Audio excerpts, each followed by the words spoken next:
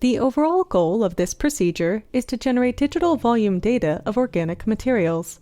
Examples are embryos and embryo tissues of biomedical model organisms, tissue blocks harvested from adult animals and humans, including skin or muscle biopsies, and material like uncoated paper and skin substitutes.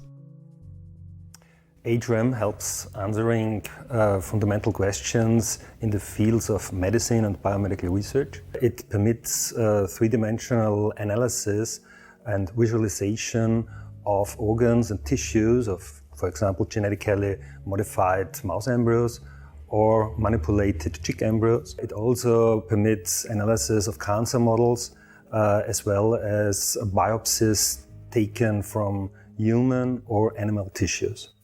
The main advantage of HREM is that it provides a simple way to generate stacks of images which are of near histological quality. The implications of this technique extend towards researching wound healing by using animal models, as well as bending and melting tissue pathologies in humans.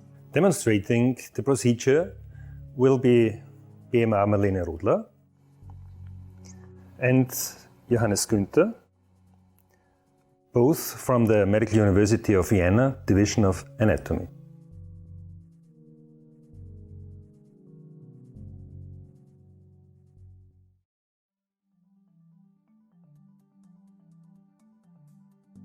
Begin with fixed embryos or embryonic tissue of no larger than 5 by 5 by 5 cubic millimeters. Remove the fixative and add PBS. Wash at 4 degrees Celsius with constant rocking for 24 hours. Add 70% ethanol to the tubes.